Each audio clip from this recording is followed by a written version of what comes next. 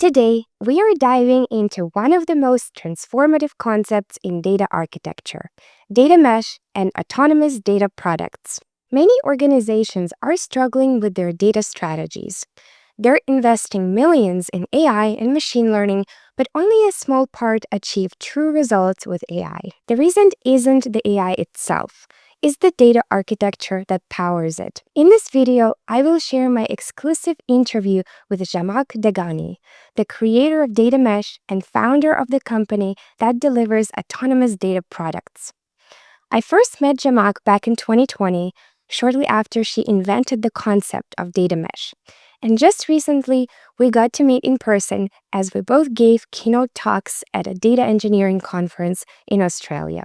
Watch this video till the end, and you will get an understanding of what underlying problem data mesh solves, how Zhamak scaled the concept over the years, what the true cost of implementing a scalable data product is, and what skills should be top of mind for software engineers and data engineers in the coming years.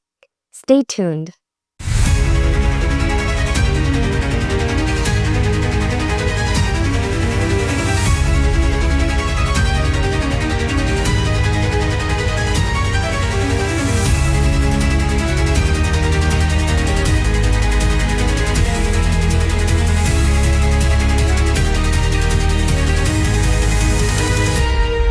Centralized data teams are the bottleneck for every department wanting to use data.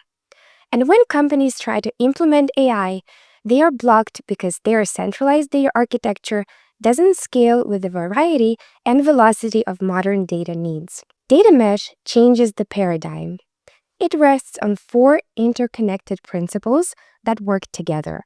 Domain-oriented decentralized data ownership means the people who understand the data the best, those who create and use it daily, are responsible for it. Data as product transforms how we think about data. Each data product must be discoverable, addressable, trustworthy, self-describing, secure, and actually useful to customers. Self-serve data infrastructure gives domain teams the tools they need to create and manage their data products without waiting for the central team. Federated computational governance ensures everyone plays the same rules without creating bureaucracy. Policies are automated and embedded in the platform, not enforced through manual reviews. Here's where it gets really interesting. Autonomous data products are self-contained units that don't just store data, they actively manage themselves. They're self-governing with embedded policies, self-orchestrating with adaptive processing, and self-publishing, so they actively announce changes to subscribers. Imagine data that knows who should access it, automatically validates its quality, adapts when schemas change, and notifies consumers of updates in real time. That's the power of autonomous data products. And large language models and AI systems are hungry for data, massive amounts of high-quality, well-governed data. So the principles of data mesh and autonomous data products are really promising. Now, let's hear my interview with Zhamak about the future of data architecture. It's so nice to see you at Data Eng Bytes in Sydney. How's your day going? It's great to see you. My day's been great. I was stuck in traffic for an hour and a half, but I made it to this beautiful venue. I just gave the keynote talk and managed to squeeze in a bit of a demo. So I'm excited about that. I'm happy about that. There is a legend that to truly understand what data mesh is, one needs to read 3 to 5 long blog posts. How would you explain data mesh simply to make the case for intuitive and clear for somebody who is really new to it? Got it. Yeah, and I had to write a 350-page book to be able to explain it, Lena. So this is a very difficult question to ask me. I mean, data mesh is a decentralized socio-technical paradigm that relies on kind of autonomy of data management. So it was founded, the reason, maybe one way to explain it is that what problem it was trying to solve. It was trying to solve the problem of complexity. As organizations become larger, we have more use cases, more sources of data. The management of that data becomes very, very difficult. So we have to reorganize and encapsulate that complexity into manageable units so that independent people can be in charge of serving and taking care of those manageable units. So that was the whole point of data mesh, was decentralizing data management and giving autonomy to different people, different teams, to be part of kind of the data sharing ecosystem. And in short, it's really a paradigm. It has a technical component, architecture. It has a social component, which is ownership of data by different roles and different people. You've gone from the thought leader and the creator of the concept of data mesh to a founder of the company. And every team that implements data mesh on their own, they claim that they are the right implementation. What specifically were you seeing in the market that made you think, I need to build this myself to show how it should be done? Yeah, I was one of those people. For years, I was in trenches with my prior employer, building this paradigm and then realizing how difficult it is because the cost of integration of various technologies, the storage, the compute, the data processing, the data quality into a self-managed or smaller manageable unit, the nodes on the mesh, the data products, was very, very hard. Like it was very complex, very costly to integrate the technologies we had. So I realized that there has to be an easier way. These, abstract and encapsulated managed units, and today autonomous units, I've gone further than that, really require a new standardization and a new technology. So that led that the frustrations I felt and my teams felt building data mesh for many organizations led to inception of Nextdata and the thinking behind the product we built. Are you betting that cloud providers won't build these features as well, or this foundation as well, or they'll build them in a way that won't work for everybody? I think that's an inevitable reality. When I created the concept, this already happened. Cloud providers relabeled data catalogs as data products, management tools, as data mesh technologies. The launch of many of the kind of this catalog layer that cloud providers offered was off the back of data mesh and data products. So that has already happened. I can't stop that. What I think truly believe that vendors always have an incentive, and you have to think about as a customer when you bring in new technology to think about how they charge you for their services and where their incentives lie.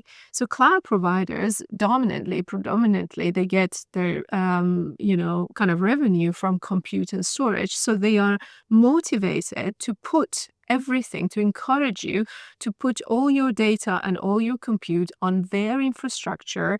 So this layer of kind of the layer that we're working on is a multi-cloud, multi-storage, multi-compute, multi-format, like it's truly a multimodal standardized layer and a decentralized layer. So in your organization, you can have multiple clouds, you can have different ways of computing data, different ways of storing and serving that, but yet have a standardized kind of autonomous layer that is providing that domain-oriented management experience. And I think it has to be then the incentive of the whoever vendor, whether it's Nextdata or somebody else building it, it has to be decoupled from the compute and storage or even transfer, any of those things that are really bounded to the underlying layer. So I think we're in a better position. The other thing I would say is that, as a creator of this concept, I've been kind of working on this for a really long time now, pretty much dedicated quite a bit of the last few years to it. So yes, there will be other people that will copy and build, and in fact, I hope that what we it sets a new trend, because ultimately, you know, the reason companies like ours exist is to change the trajectory of technology and to reshape the data stack. And you can't do that alone. So you have to have other people that follow suit. And I wish everyone that follows suit success. as you've probably seen, AI is cutting the development time quite a lot, and senior and principal engineers are getting most from using AI tools as they're best at telling like what's right, when it's wrong.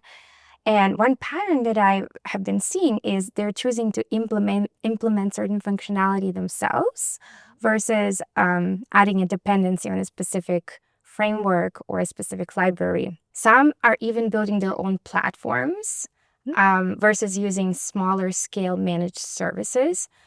And the cost of implementing things yourself is decreasing for very seasoned developers. So for very experienced, small, like 1% developers. So if a company chooses to implement data mesh themselves, using their existing resources and tools, what capabilities are they realistically giving out? Can they achieve 80% of Nextdata capabilities if their 0.1% team decides to build something like that themselves? Yeah. I mean, this is an age-old question of what shall we build and what shall we buy? And usually consultants, have some sort of a charts that they will show you, and they will tell you that as an ex-consultant, I would have told you this answer, would have told you whatever is really strategic to your organization, build it, don't buy it. And what is commodity, don't build it.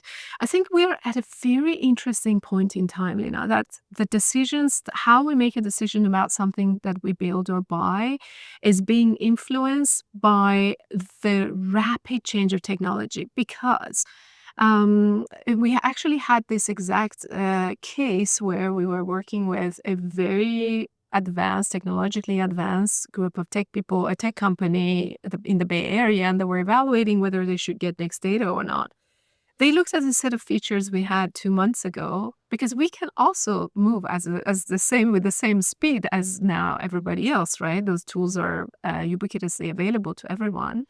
And we were talking about certain features that we had, and we were really interested in the automated provisioning of this autonomous data products, because every data product provisions all of the resources, compute, and so on that it needs. And then we're thinking, well, we can build that ourselves. We build a bunch of templates, some automation, infrastructure automation, and that's just one aspect of data product. Fast forward 2 months later, I see those developers in our last week webinar. We have moved on from just serving not only doing, of course, infrastructure provisioning and serving data in 2 modes. Let's say I think at that point, we were providing vectors for RAG, we were providing tables and files, and in a short span of time, we add an MCP endpoint to the autonomous data products. So we are at a point in time that if an organization decides to build their own platform, there's quite a bit of a volatility in what that platform looks like, because the underlying core protocols and infrastructure, that is shifting really fast. So it's great that organizations want to commit that technical resources to building, but building it's only a small part of it. Evolving it as fast as the industry is moving and maintaining its also runtime behavior in an environment that now you've built applications. Yes, it took very quickly to build the first version, but debugging and maintaining an application that was built with a few prompts is a whole other story. So I think we've got to, I'm not against it, but I would perhaps offer this advice that if even in my organizations, if we choose to build something, because we use also a lot of off-the-shelf technologies and of course open source, we have to make a decision. Do we want to maintain? Do we want to commit to this rapid evolution? Is this a stable part of a technology that's not going to see so much evolution? Or is this a very volatile part of technology? And data serving is extremely volatile right now, right? We're figuring even out what that looks like. So you have to consider all of this into the calculation. It's not just I built an application with a few prompts and job's done, right? Exactly. And I think you're making a good point that the cost is not just about building something, it's about how you're going to maintain it, how you're going to evolve it with velocity. A lot of that variables go into the cost. When using Nextdata with existing, let's say, Databricks or BigQuery setup, What actually happens under the hood, like once you plug in the wire to existing Yeah. systems? Very good question. So Nextdata creates this concept of running essentially applications, not in a sense of traditional application that is single processing. It's polycompute, like it's a application that is ingesting and serving and storing data. Validating data, getting access, validating access to the data as a unit. So if you have a particular domain processing sales information, that information and serving sales information, that sales information still needs to reside somewhere. In fact, in multiple places, because we provide multimodal access to the sales. So you might have a vector database for that information in the mode of embedding, and might have Databricks lake storage for other ways of for file-based access, and so on and so forth. So fundamentally, we rely on what we call foundational technology.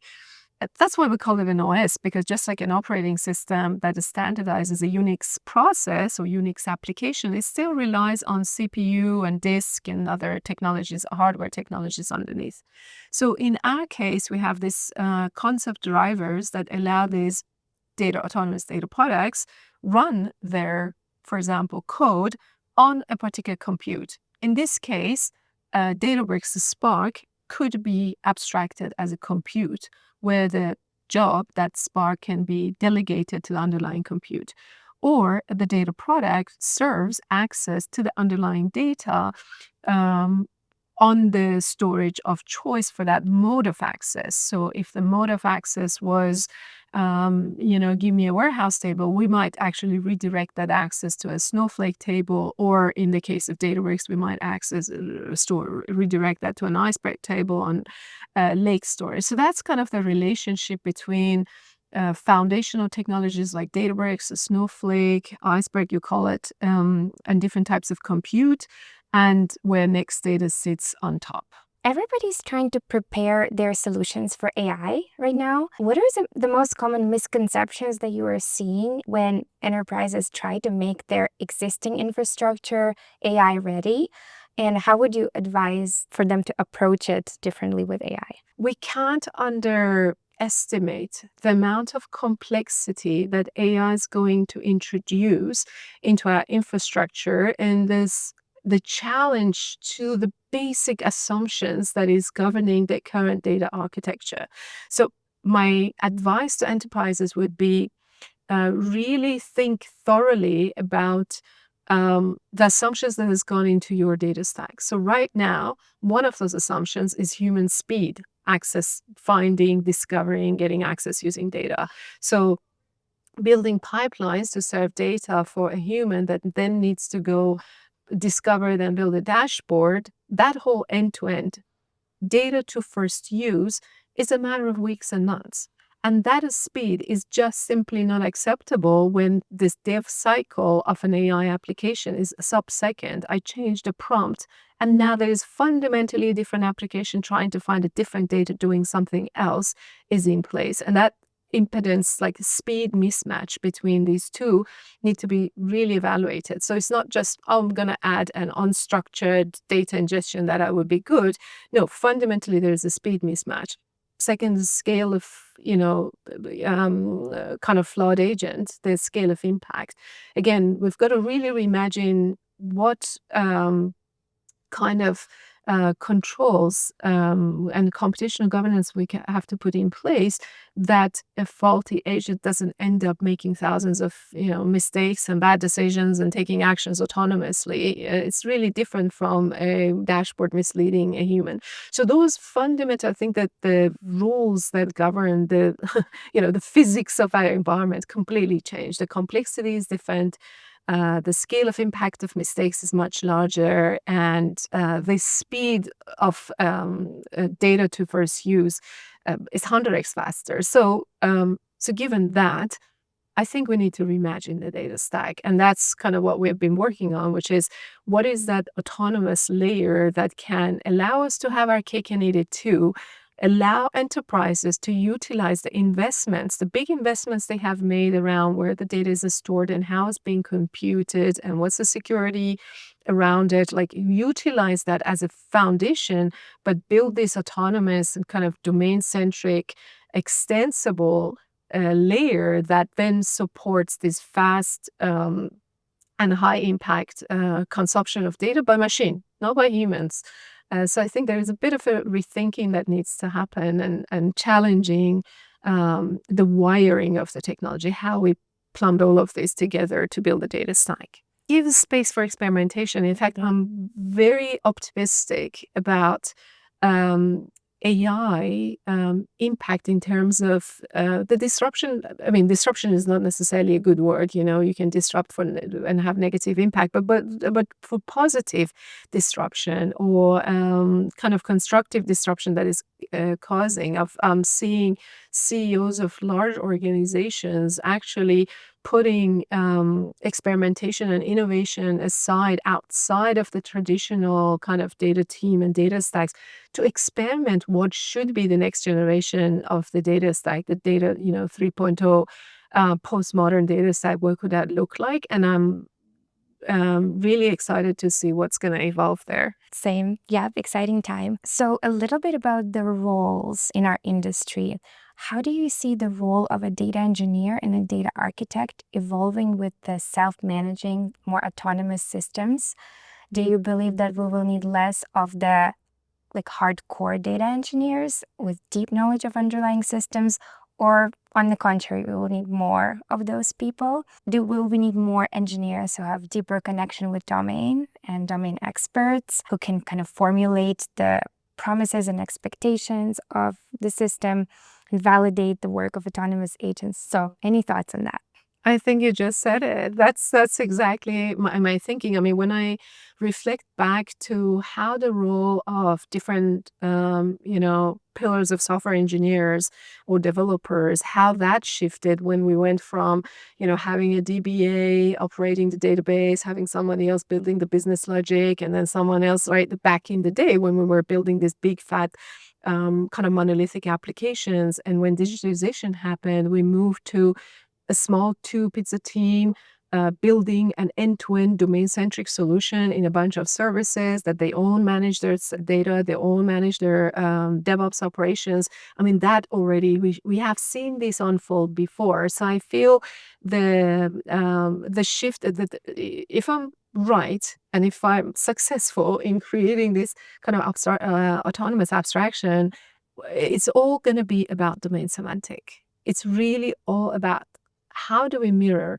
the physical reality of, if you're in a machine manufacturing, the robots, the machines, the objects, like the function of manufacturing, how you're going to mirror that in a digital data, now autonomous data layer. And it's all about understanding the complexity of the business and domain and less about the technical complexity, because we are abstracting those complications away. Of course, we are introducing new technology to manage and understand and learn, but that the shape of that would look very different. I feel we're going to get closer and closer to whatever, we're going to unify data engineering and software engineering. Whatever the next generation of engineering is, AI engineering, it's all going to be that. There is no difference between I'm going to put plumbing together to move data around versus I'm going to build application. It's all going to be working applications, whether that application is an autonomous data product or it is a microservice serving your data website, whatever it is, they're all going to look very, very similar. So, on that, 2 years ago, when you're building a system, you would need a team of, let's say, 14 engineers to build a data product, let's say. And now you'll have this autonomous data product that kind of self-serves itself for a lot of the work that data engineers would do in the past. Does that mean that we would need less of the more technical people in the future?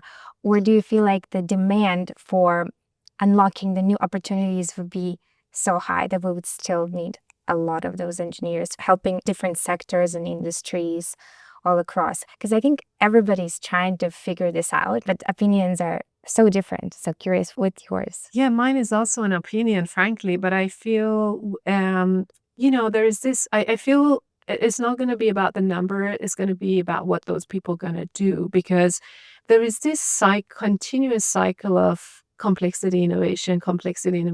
Every time we have a system that reaches a level of complication and complexity, then there is an innovation that comes that makes that simple. But that innovation creates complexity across a completely different dimension that needs to manage. So right now we are in one of those loops. We have complexity of building software that has been reduced by, well, give it a few prompts and vibe code the next generation of the app.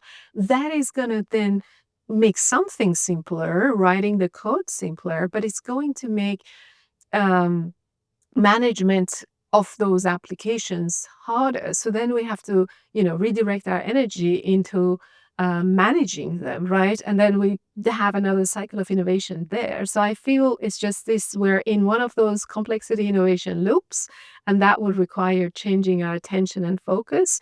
So perhaps, I don't know if that reduces the number of people that needs to pay attention, but they have to pay attention to different things. Yes, so maybe the people who like the stability and who like to have their like defined role, they need to be more open to changing their role for the needs of the business and the users. Okay. Yeah, I think Martin Fowler recently had a great article on the role of generalists. For a long time, we have always a divide of specialists narrowing a particular with a specialty in an area, and then generalists, T-shape, drop, paint drip people. Like we have used different terms to describe this role, and I think we are at a point in time that there will always be demand for specialists. Of course, those systems that are serving us are built by specialists, right? By someone. So that's always going to be. But the shape of the generalist is going to change, and the problems they need to be able to solve is rapidly shifting. For the specialists who are building those systems, the barrier is rising. So you have to be even more deep. And for generalists who are operating those systems, it's lowering. So you can learn and get into this role from any background. I think it's really, I love your analogy of like deepening. You're right. For a specialist, they're becoming deeper and deeper, the area that we have to narrow in. And for the generalists, you're becoming kind of a wider and wider surface that you've got to cover because the depth is not required there. So I like that. The shape of probably the T-shaped people are the top part of the T is expanding.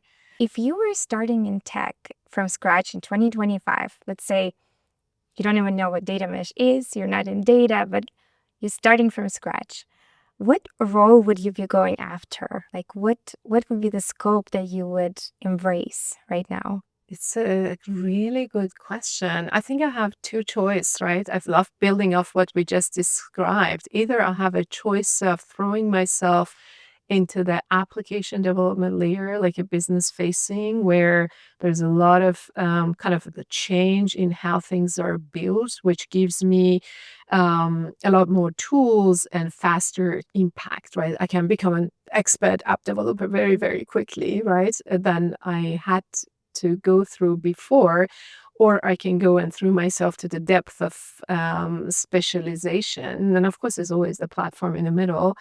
It's a hard question. It's like for me, I don't know. I'm an old school person. I always encourage people to understand the depth of something to even operate at this layer. So I'm probably still, if I repeated my life again, I will start with the depth and ground myself in some truth and reality before catch up with the top layer, which is very frothy and changing and moving fast. I would start in the depth still first. It's a matter of choice. I think it's really not, there's no right answer. I think it's just where your authentic self gravitates. So you're really curious about how things work before you just kind of push the buttons and try them, or you just want to make things work and get Right. value from it quickly, right? What should kids be learning, like smaller kids? Because I feel like the education still hasn't caught up to this new wave of innovation. All of that will change. One thing that remains permanent and every kid should learn is critical thinking, because the world we're going to live in is going to be full of falsehood and simulation, and be able to be critical of every situation and ask the right questions and do the right research and make your mind based on facts, not fiction.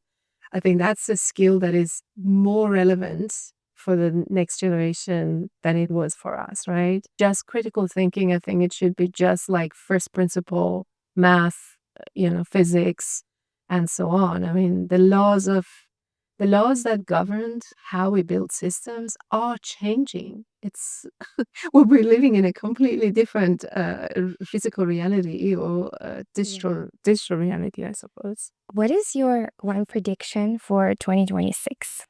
I think in 2026, every time a new technology comes out, there's going to be a lot of hype and excitement. And I think we are in that like hype and excitement about agents. I think we're going to have a dose of reality in 2026 of it's actually not that easy to get it, to harness it. So I think probably we're going to see in 2026 a bit more research and engineering practices on how to harness this wild technology that we're working with. So a bit getting closer to past the point of hype into physical realities of how to actually build systems. So I feel we are in that exploration phase, and before getting to scale use, we have a phase of real understanding, a real first principles and practices to establish. And I hope to see, with the speed that we're moving, I hope to see that in 2026. Now that you've heard the interview, let's bring this all together. What Zhamak and her team are building is game-changing. They've taken the theoretical framework and years of practical experience of implementing data mesh and created a platform that makes it work. Here's some practical advice to start solving for data bottlenecks, stalled AI initiatives, or governance challenges. The key is to start where you are. Identify your highest value domain where data quality directly impacts business outcomes. Assemble a small team combining business knowledge and technical skills. Create your first autonomous data product with clear ownership and quality metrics. And then expand based on demonstrated success. Remember, this isn't about replacing everything overnight. It's about gradually transforming how your organization creates value from data. As we move into AI-driven workflows, the organizations that win are those that can manage data at scale while maintaining quality and governance, and those that can use AI to effectively derive value from that data. Make sure to like this video and subscribe to my channel. Thanks for watching, and I will see you in the next video. Your reality has changed. You're stuck in your career. You're either using AI or being used. Do you still believe success is guaranteed? You feel it's time to wake up. Old strategies don't work anymore. Welcome to the real world. It will never be the same again. You need to fight for your future. Learn to spot truth from lies. I will help you. Together, we will win.